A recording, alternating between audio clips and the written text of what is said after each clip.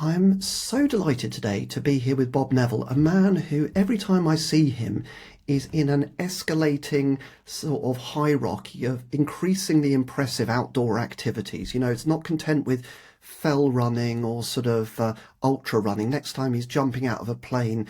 Bob, thanks for making the rest of us look utterly sort of inadequate. How are you today? I'm excellent, Patrick. Really, really great to be here. And yeah, I wouldn't ever believe what you see or read these days, not with AI around. So, but definitely the older I get, the faster and more extreme were the sports I took part in. But great to be in the outdoor industry, and yeah, a nice snowy, chilly January, which is I think good for all of us. Definitely, definitely. Um, so after I have massacred the technical details of this podcast in a matter that can only be described as wildly unprofessional, I'm delighted that we finally got to the sort of start line of this interview. And I wonder if you'd start by giving us a little insight into you growing up. It's always so fascinating to hear people's backstories and histories. And I wonder if there's a story or an anecdote or any sort of personal reflections that you might share that could give us an insight into what you, Bob, were like growing up as a young person. Well, that's how long have we got? I would sort of summarize it in so much as I've spent most of my life living overseas. Born in France, lived in Germany a couple of times. Although I was born in France, I'm not actually French. I have a British passport. Longest I've lived in anywhere is over in Asia. But I think the red line that runs through things is I love people. I love human interaction. I love meeting people. And I like to have adventure and excitement. And I have no strategy. This sounds really bad, but I have no strategy in my life. Like Julie, my wife and I, it's a little bit like being a piece of driftwood. We see something interesting, something shiny and nice, and we all gravitate towards that. So, yeah, people often have sort of said, "Oh, you're not retired yet." It's just like, why would I retire? There's so many great things that we can get up to, and who knows what we're going to be doing in sort of coming years. But yeah, I think a sense of adventure, a love of people, and I suppose a global curiosity is underpinned what I've done throughout my life. With hindsight, I certainly wouldn't have given you the same answer in my twenties. I love that, and I wonder, did you have any nerdy hobbies as sort of as a young person? I will just admit that basically the nerdy hobbies that I had as a child, I've now like gone back into. So like I used to be into Warhammer, and now it's basically like on the FTSE 100 and like one of the most wildly profitable retail businesses in the world. I've gone back into Warhammer, so I'm one of those idiots that's basically like building and painting little models of sort of wild mythical creatures. But do you have any weird like niche hobbies that you're into, Bob? I mean, obviously, I've got to give a politically correct and appropriate answer. So I won't go into the full detail of what I enjoy Oh, how doing in my sad. private time. but I would say something that I've always enjoyed is model making, and I think your viewers would know Action Man as an example. So I'd always enjoy building camps, cardboard boxes, getting cardboard boxes and creating camps and cutting out shapes and making camps for my brothers and I and the like. And I think that's something that's just followed through my whole life in terms of creating environments and immersing yourself in imaginative space. I think is something I enjoy, and so it's something I do personally in terms of I love living in interesting places. We live in an 1800s school now. And at the same time, that's sort of something I've done through my professional life, creating spaces that reflect the brands that I've been working with. And it's so interesting when you see some of those pioneers in terms of, architecture and spatial design and how a lot of them grew up through those sort of low fidelity prototyping type approaches that you discussed. I mean, I'm thinking about brands like IDEO, for example, out on the West Coast, they were Yeah. going like, how do we just use these cardboard boxes to like look at what a space might look like, or how people might move through a space? And Yeah. I was just chatting with you in the pre-chat yesterday when we spoke, because you had featured in Monocle magazine, but not just in Monocle magazine, but in like a beautifully hard-bound book of like the best ever retail spaces in the world. Like, just tell us quickly, Bob, how did that come about? How did you end up getting featured in that? I think something that happens as you go through your professional life is you just get to know lots of people. And like I said, I love to meet people, love to do things like this. And as a result, people end up doing interesting things in interesting places. So I've got to admit, I can't even remember how that came about. But my sort of journey into that physical space, and I think your viewers that have maybe followed me on LinkedIn would know that although I've been a global head of retail for quite a lot of years, I actually really hate retail.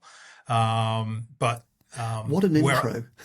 yeah, yeah, no, I really hate retail. But my interest has really come about from a product design perspective. When that product's put in front of a consumer, how do you then get that consumer to interact with your product?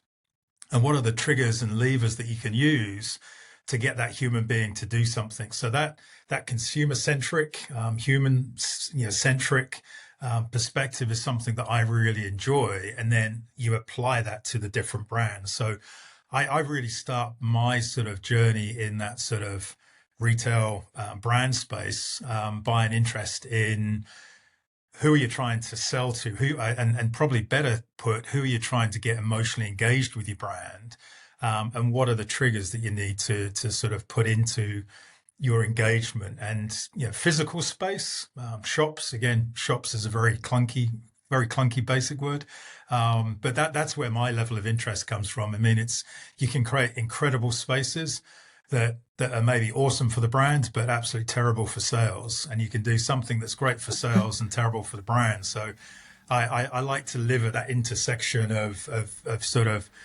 brand creative and commercially building. So emotion led transaction follows. And we were chatting yesterday that you've just sort of relatively recently taken up a newish role, and you're trying to thread a needle for, a very well-known sort of brand in the outdoor space, and trying to sort of reboot, re-energize, lift up. And I wonder if you would just tell us a little bit about where you've now landed, Bob, and kind of how you Sure. see the challenge there. Yeah, I'm now working with Pentland Brands, with specifically as a kickoff. I'm working across all the brands, but kicking off with the Berghaus brand, and in very typical fashion, being up in the Northeast after a chunk of time in Asia, close to my mum and dad, trying to be a good son, make up for all those years overseas, but it looked like we were going to be heading back overseas again, which made Sunday lunches with my mum and dad, especially my mum, actually quite uncomfortable, as we like being all in the same place. But quite randomly, I was in Newcastle doing some work with a well-known brand, and I was on Dean Street and got a phone call from people that were talking with regards to Pentland Brands, and specifically Berghaus. But I was actually outside JD Mountain Centre, which is where Berghaus originated. So it was really, I suppose, quite typical of how things have happened in my life, where I get what I thought was a random phone call about joining an organisation with an incredible brand, and I was literally outside, sort of ground zero for What are the Berghaus. chances? I know. I mean, it's pretty crazy. But for me, that was more than enough reason where I should turn around and go, however this has come about, this is obviously a sign that I should be doing something here. So I've been with the great people of Pentland Brands now for about 10 months, I think it is, but focused very much on the Berghaus brand. And boy, oh boy, I mean, what an incredible brand. Founded in 1966, innovated in so many different ways, and just, so ripe for building that future with the awesome team led by Charlie Pym and Adam heads up marketing. But great people, fantastic team, and really excited to be contributing to that.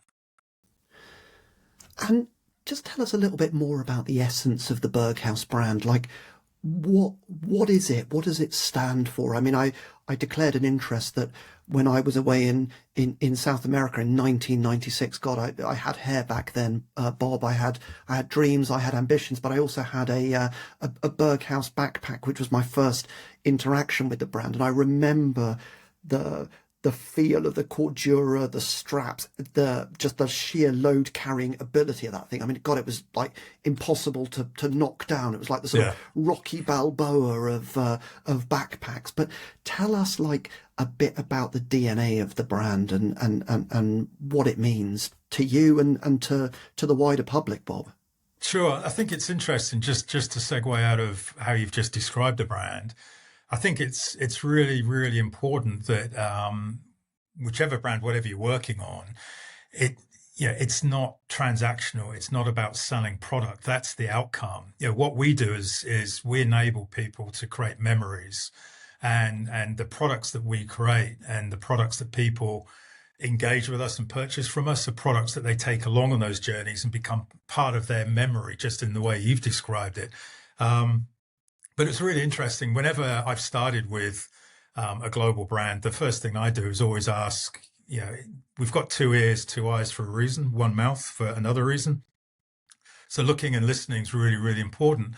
And what's really, quite funny with this is that my starting point was, where's Berghaus from? And I would ask anyone, where's Berghaus from? And your viewers, a lot of them may well know where Berghaus is from, but a lot of times people turn around and go, oh, well, it must be a German brand or Swiss brand or something. But it's like, no, 1966, Dean Street, Newcastle. Berghaus is a Geordie brand. It's a Northeastern brand. And I just thought that was so interesting. There's so much innovation come from the north of England, Industrial Revolution and everything else. But that's where Berghaus originates from. I can only start to imagine why a couple of people in the northeast of England decided to give it a very sort of German sounding name. But it that's does where sound cool. It sounds really cool, and it sounds really expensive. It's a bit like, we were talking about watches before that, but Hans Wilsdorf, who founded Rolex, he was like Wilsdorf and Sons, and then he was like, well, maybe it would sound a bit cooler if we came up with Rolex. And actually, maybe it's the same. Maybe it's like, we don't call it this name, we call it this name. And who knew that the name you call a business was so important, Bob? No, I think that's a great point. And I think, it's something where anyone involved in business and brands, you have to look at the life cycle of that brand. And there's a time when a brand still has its founders around. There's a time when a brand can become more corporate and lose its way in terms of the original founder's intent. So I think it's really important, in the roles that I play, is to come in and almost have, for my own benefit when I start, a level set. What is this brand about? Where does it come from? What does it mean? What's the journey it's been on? Where is it now? And what can that mean for the future? But I think what's really important is that, we have within Pentland Brands some incredible properties, Berghaus being one of them. But if you then start to sort of use that point of truth as a way of making sure that you're true to your DNA, then it starts to unlock so many things that enrich its DNA, enrich its worth to potential consumers and people that would want to engage with that brand. I think where it gets tricky at times is if you aren't true to who you are, your DNA and what you stand for, you start to lose your way and that sort of, that red thread that should keep you true, or that Northern Star, if you will. So really exciting. I mean, again, I look at it and such rich DNA, great people, great product design. It's really there to happen, and it's an absolute honor and privilege to be part of that team. So where you're sitting right now, Bob, I mean, obviously not necessarily more metaphorically than perhaps precisely where you're sitting right now, but what do you see as like the sort of key? Because obviously we talk on this podcast about a decision that changed everything. And, there you were standing outside the birthplace of this brand, being Yeah. pitched this opportunity to help, let's say, relaunch, reinvigorate, reboot this brand. Like, what do you now see as like the sort of the key challenges that you're actually facing with all that excitement there? Like, what are the biggest jobs to be done in terms of like actually making this promise into a reality, Bob? If that Yeah. makes sense. Yeah, it does, and obviously I can't give the whole game away of Of what we're up course, to this totally year. get it. But any sort of Yeah, but juicy what I would, morsels that you can share would be yeah, gratefully would be great for the audience. yeah. I think I think the top line and something that again has been a constant through my professional life is really you've got to take a view on your brand and how you go to market in a way that makes sense for the consumer at a time and place that makes sense for the consumer. And you can't do that if you have one or two ways of going to interact with those consumers. You look at online businesses, native online businesses that now have physical stores, and there can be lots of different reasons for that. Or you look at stores, traditional stores that go into that digital space. But the reality is that any brand needs a multifaceted DTC, omni-channel. I mean, all sorts of different names you can give it. But we need to meet consumers at a time and a place and in a way that makes sense for them through 24 hours and 365 days of their life. And what I've seen in the past is that brands can sometimes get a bit too preoccupied with wholesale or a bit preoccupied with their own retail or preoccupied with e-commerce. And the reality is you need that balanced approach. And today, more so than ever, it is about maximizing each of those channels and understanding how those consumers want to interact with you in those channels and making sure that you're enriching that interaction. And it's something that's come up in some of the podcasts that I've already recorded. But this idea of and maybe we covered it as well in our pre-chat, I don't remember, forgive me, but this kind of idea about how do brands stay true to their story as they grow. Sometimes as things start to grow, you get these speed wobbles. Another Yeah. guest had actually described it, and businesses become more corporate than more of a storytelling sales vehicle. And I guess it's how one sort of navigates through that upward trajectory while Yeah. also like sort of differentiating yourself in a market that's been through and a sector that's been through a really tough time post pandemic. We thought the glory years were going to last forever, and then suddenly it's like, Yeah. wow, it's been really, really different. So it's not as if the field of play, as it were, is completely clear either. I feel like it's a very complicated environment in which to operate. Tariffs, supply chain Yeah. disruptions, D2C competitors, new entrants. I'd love to just hear your thoughts on how one sort of navigates through that with skill and guile. And maybe you just say like, well, that's 40 years of working in the industry, Bob, and then I'll just shut the hell up. It's to give some perspective. I think that what I see and find really interesting is that you have founders of brands that are really driven. They've got an insight, they've got a unique product, they've got this entry point. And over time, more people come on board to that organization, or it becomes an organization, becomes a corporation. And sometimes that sort of North Star, as I said earlier, that vision gets sort of muddied or gets lost. And then the corporation, let's say, that a lot of these places can become, leadership comes in from other sectors, and they start to have views and opinions about things.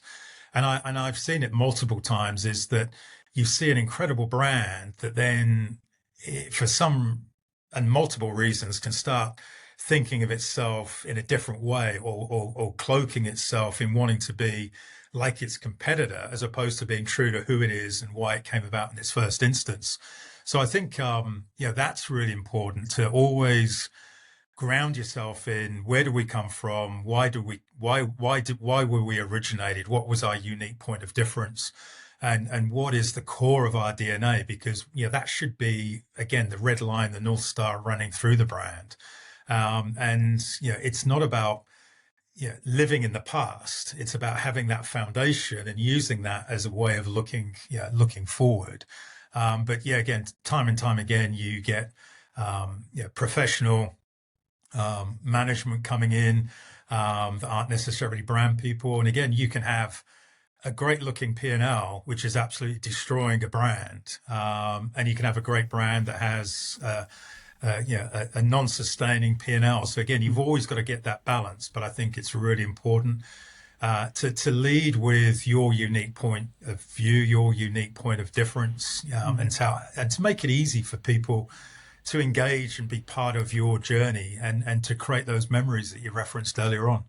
Well, it's so interesting. I just had a quick firkle in my drawers. For the non-British listeners among us, that just means looking in a drawer. It doesn't mean anything more sinister.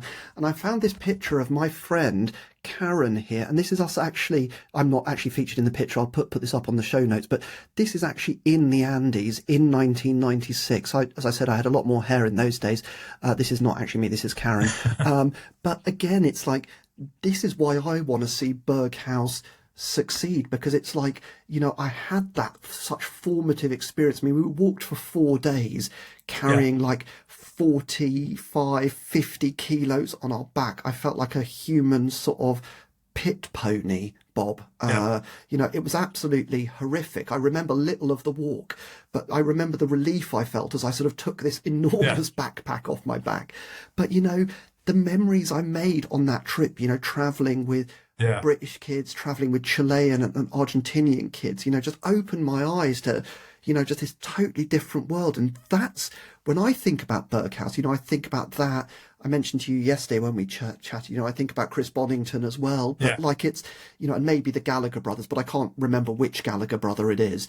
Sorry, Noel and Liam. And there's the third one as well, isn't it? Who we never hear about. Like, he's just like, we never talk about the third one. He's like Bruno from Encanto. We just don't talk about him.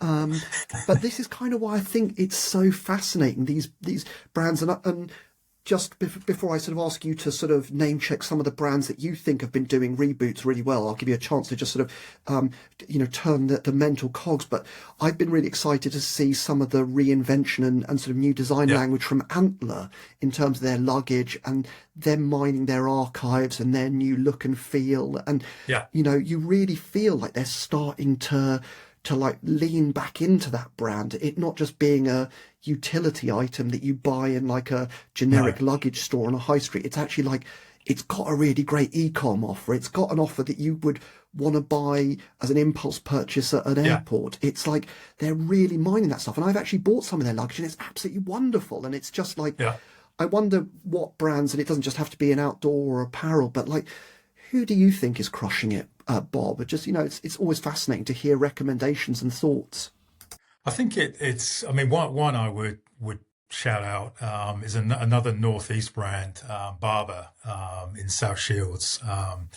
Again, great group of people doing some incredible things. But again, born in the northeast of England, from a real need, in the same way, Berghaus. What is it they say? Everything's better up north except the weather, and it tends to be pretty. I won't use the language, but no, please use the language. It's fine. It's got an E on after the podcast, so you can say fucking terrible or awful. I've never used the F word, but everything's better up north except the weather. but Barbara, I think, doing some really interesting things, some great collabs. Taking something that's very functional and making it very relevant. And again, I hate the word fashionable. I think anyone that's been around for a while hates the word fashion, because you can be in fashion, out of fashion very quick. So you want to ride that fashion wave, but make sure you're not dependent on it. But I just wanted to come back to sort of the comments you were making, when you sort of said about your trip and Berghaus and everything. I think something that I found through my career, the brands I've worked with, is that at my starting point with these brands, when I've said to my sons or family or friends, I'm now working with XYZ brand, they tend to turn around and go, I remember that brand. I had that brand. It's amazing the memories that people have. But what's interesting, people talk about the brands in the past tense. And I think, that's very powerful and something that we can use. And I'll talk about the relevance of memory and product and how that is something that was really powerful today. But that's what I love. Those are the brands I love to work for, because if people are so passionate about a brand, the passion that you talk about, that Berghaus backpack, then there's a passion to be ignited for younger consumers, users here today and in the future. But also, today, sustainability really, really important. We see a lot of negativity about fast fashion, and we, like many organizations, are very conscious about what we consume and how we use things. And a key part of what we do is what we call repair house, where Berghaus product has this lifetime guarantee. Hopefully I've quoted that right. So maybe we'll just double check that in the notes below before I cost the brand a fortune. But you can send the products back, and I've recently seen some jackets and things from the 90s at the repair house that maybe need this, a zip stitching back in or a pocket patching or something, which they'll do.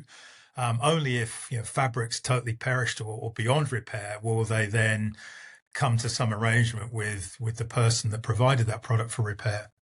But with those products, come stories, and there's been some great stories with the products that a father, a grandfather that always had his Berghaus jacket for walking the dog, year in, year out, come rain or shine, passes away, and his family then send the jacket back to Berghaus and sort of say, hey, this is our father, our grandfather, my husband.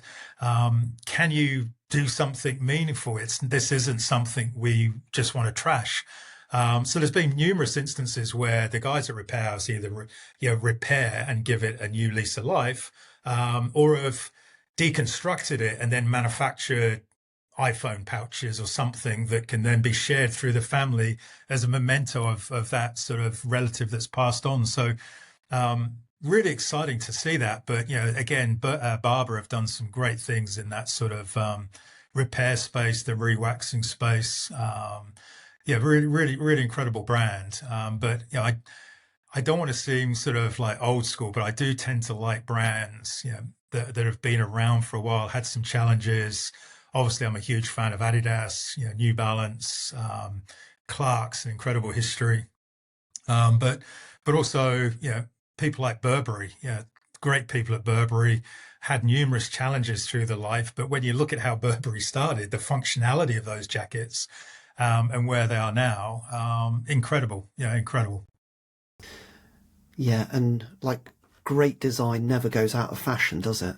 No. It's whether it's a Leatherman multi-tool, whether it's a Berghaus, backpack, whether it's a Fjellraven jacket, whether it's a Tudor watch, whatever it is, those are design class. Whether it's a even an iPhone or even an Xbox controller, people's in terms of product design, I mean that is an absolute paragon. There's a reason it's at the Smithsonian Design Museum in New York, because basically it is an absolute paragon of industrial design and product design. And it's people have thought about the ergonomics and they've gone, wow, we've really understood how the human hand works and how people want to be gaming for 5, 6, 10 hours. I mean, probably you need to get up from your desk and do other things, get outdoors, see your family, maybe eat a meal, eat a full, healthy, nutritious meal. Public service announcement over, Bob.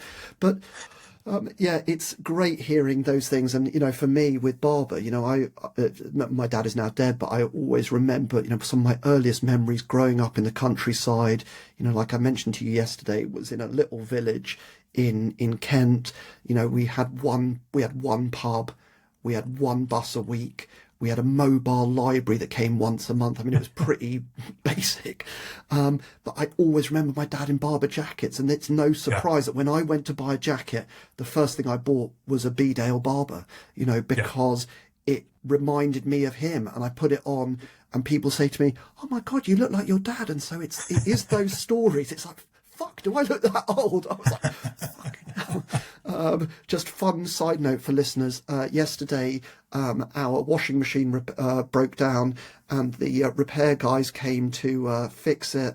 And they found a hairband had got stuck in the sort of wastewater sort of gubbins at the bottom. First thing my wife saw when she saw that it was a hairband pulled out, she just goes, "Well, at least we know it wasn't you who did it, Patrick."